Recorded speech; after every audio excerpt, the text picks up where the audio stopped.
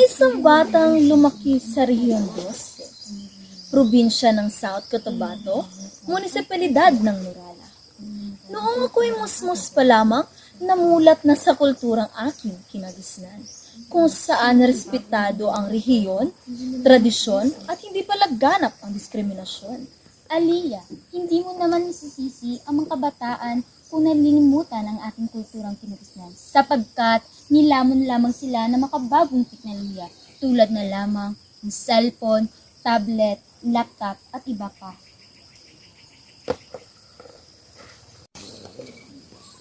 Hoy mga mare, alam niyo ba ang usap-usapan tungkol sa aming kapitbahay? Hay naku, Nimpa, ano na naman ba yan? Tungkol naman ba ito sa anak ni Belinda na si Amira? Tumpak! Nadali mo! Andiyan na pala si Maring Gloria, paparating bitbit ang isang katutak na labahan. Hoy mga mare, bakit hindi nyo ako dinaanan sa bahay? May mga labahan din naman pala kayo? Gloria, nabanggit ko sa kanila ang tungkol sa anak ni Aling Belinda na si Amira. Hindi ba't puro Muslim si Amira?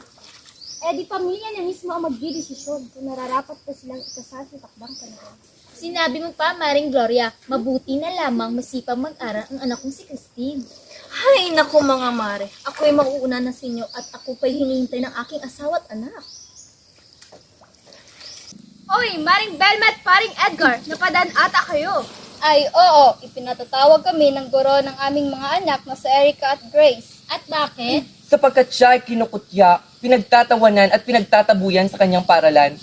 Oo, kami ay blaan, may puso at paninindigan. Hindi naman tamang kami ay maliitin dahil sa estado ng aming pamumuhay o di kaya sa aming kulturang kinagisnan. Sige mga mare, mauun na kami. Sige at mag-iingat kayo. Hoy, Erica at Grace, bakit kayo nandito?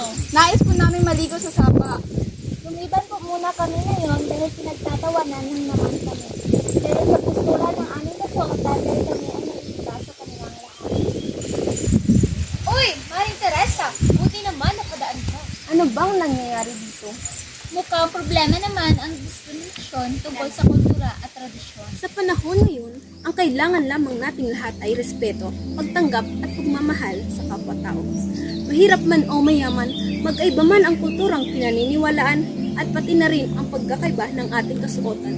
Walang kulay ang namamayagpag, kundi kayo maging kulay ng ating lahat.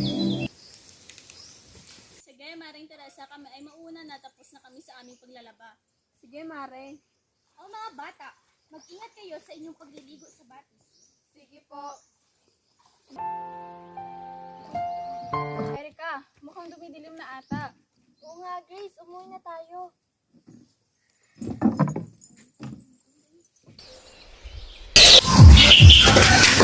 Buti na lang nagbihis tayo galing batis. Kung hindi, magiginawan tayo. Mukhang natagalan ata si Inay at Itay sa paaralan. Buti pa matulog na lang tayo. Sige.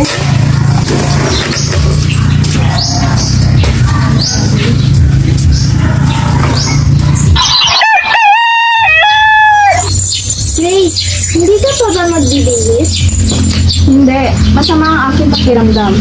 Hindi ka ba nahiya sa paraan ng ating pananamit? Simula ngayon, hindi ko na ikakaya ang tono ng aking pananalita, ang postura ng aking pananamit, ang kultura ng aking kinalakihan.